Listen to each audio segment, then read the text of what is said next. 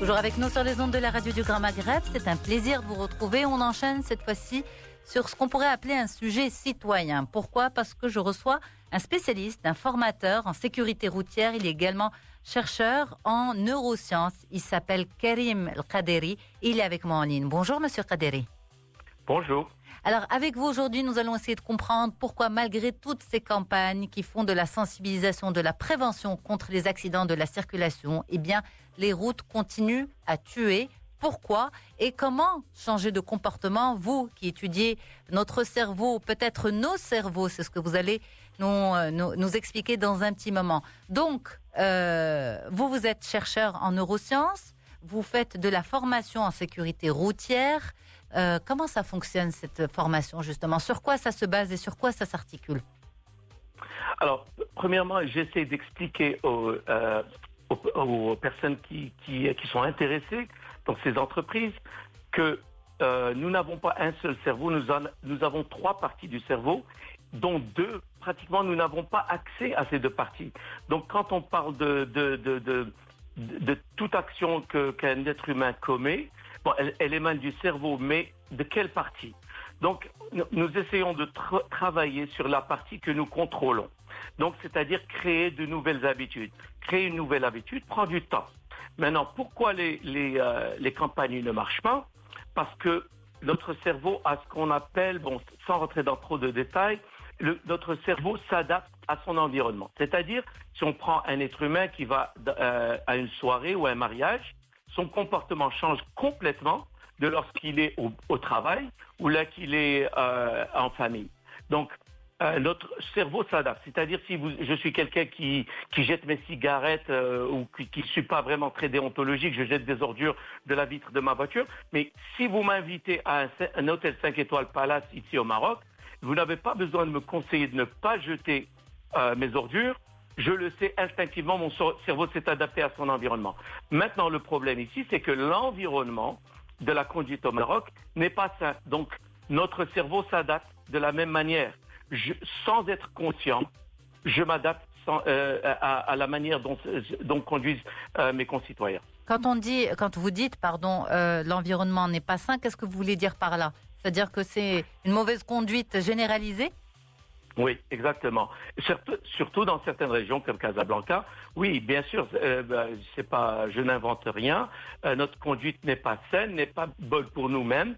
Ce dont on parle pour changer les gens, c'est, par exemple, l'ego. J'essaie de toucher le côté émotionnel des gens. C'est-à-dire, si j'essaie de passer le premier à chaque intersection, à chaque rue, on a six voies qui rentrent en une seule, et je suis toujours stressé pour essayer de passer le premier, je suis en train de me détruire la santé. Donc, une des manières que j'essaie de montrer, qui est très simple, c'est comme a dit Jean de La Fontaine, rien ne sert de courir, il faut partir à point. On n'a pas si je travaille à 8h30 et que je suis à 30 minutes de mon emploi, je ne sors pas à 8h et vite 30 minutes de stress, je sors à 8h moins 20.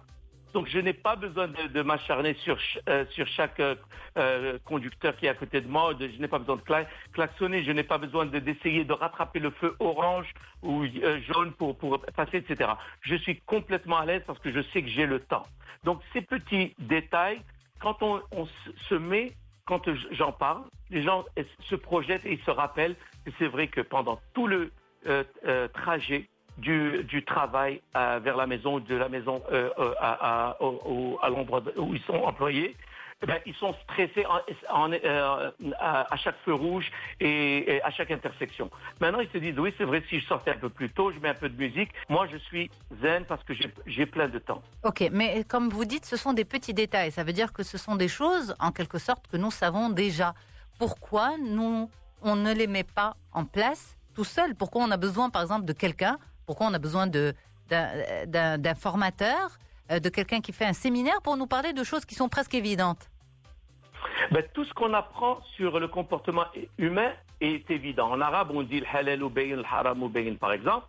Et ça veut dire on le sait et pourtant on ne le fait pas. Absolument. Parce que l'environnement est plus fort que l'individu.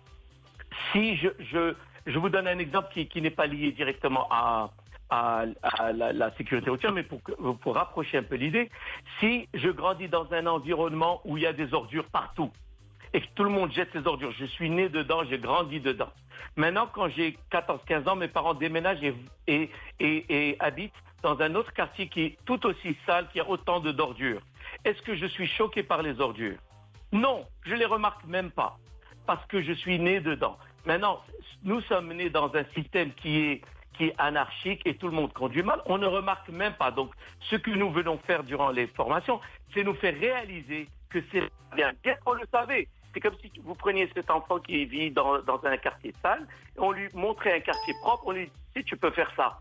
Waouh, c'est vrai, j'y ai jamais pensé. C'est devant nos yeux, mais on n'en était pas conscient. Il y a une différence entre savoir et être conscient d'eux. Je sais que mettre la ceinture pour mon enfant est plus sûr, et pourtant je n'en suis pas conscient. C'est-à-dire, comme on dit en anglais, ce n'est pas top of mind. On doit rappeler aux gens, en leur montrant des vidéos d'un enfant à 40 km/h, un coup de frein sec, l'enfant passe par le pare-brise. Quand il voit ça, il est rappelé. C'est pas qu'il ne le savait pas, c'est qu'il n'en était pas conscient. D'accord? Donc, on parle de conscience, de subconscient et de beaucoup de choses. Et je peux vous assurer qu'en 3 heures, on a une meilleure compréhension de notre cerveau, de nous-mêmes, et on change. On ne va pas changer 100%, mais on va changer 1%, 5%, 30%, 40%. C'est mieux que rien. Mais justement, qu'est-ce qui fait que, par exemple, ce genre d'approches peuvent fonctionner alors que des campagnes choc dans le monde, c'est la stratégie utilisée justement pour sensibiliser contre les accidents de la circulation, c'est montrer des images chocs. Et pour faire aussi le parallèle avec une autre forme de campagne, et j'ai l'impression qu'elle non plus ne marche pas, c'est une campagne mondiale aussi de lutte contre le tabagisme, l'impression imprimée des images choquantes de personnes agonisantes de cancer de poumon à cause du tabac sur les paquets de cigarettes, et pourtant les gens continuent d'acheter des paquets de cigarettes. Pourquoi malgré les campagnes choc, pourquoi malgré le choc visuel, eh bien le choc émotionnel n'est pas là? Ok, la raison pour laquelle ça ne marche pas est simple, c'est parce que le message doit être répété d'une manière cohérente sur plusieurs leviers psychologiques pendant un certain nombre de mois, jusqu'à ce que cette mentalité, cette nouvelle habitude soit assise et soit devenue instinctive. Maintenant, si on a une image choc de temps en temps, ça ne peut pas prendre. Je vais vous donner un exemple. Vous avez parlé de cigarettes, etc. Le problème, c'est que l'être humain n'est pas un être rationnel, mais un être émotionnel. Le plaisir de fumer est plus fort qu'un flash de temps en temps qui me dit le cancer tue. Et si, par exemple, ces gens-là étaient vraiment confrontés à cette réalité de manière cohérente tous les jours pendant un certain nombre de mois, là, l'impact serait plus important. Mais n'oublions pas que le plaisir de conduire, le plaisir de doubler, le plaisir d'accélérer est plus fort qu'un flash auquel on est confronté une fois tous les 2 ou 3 mois ou je ne sais pas quoi. Aussi, il y a le côté émotionnel en ce qui est colère.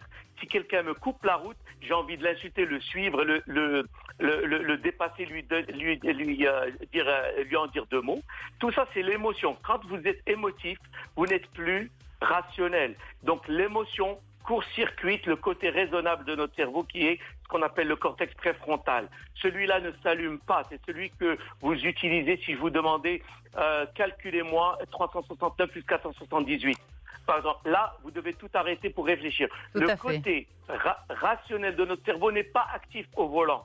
C'est le côté émotionnel. Donc le plaisir et la colère sont au volant, pas le côté rationnel. Okay. C'est pour ça que durant ces séminaires, au moins j'ai les personnes pendant 3 jours où je peux leur faire un lavage de cerveau amical pour leur bien, ce n'est pas du méchant. Parce que quand on parle aux gens de leurs enfants, quand on leur dit ralentissez, ils ne comprennent pas. Mais si je les ai pendant un séminaire, je leur dis imaginez que demain, si vous mouriez demain, qui c'est qui va prendre soin de vos enfants? Et donc je leur dis aussi quel montant d'argent suffirait à vous remplacer aux yeux de vos enfants. Sinon pas d'enfants, je dis est-ce que vous avez une mère? Est-ce que tu t'imagines être à ta mère être à ton enterrement demain en train de brûler de l'intérieur? Donc quand on touche ça et que les gens se créent une image métaphorique, ils sont plus touchés.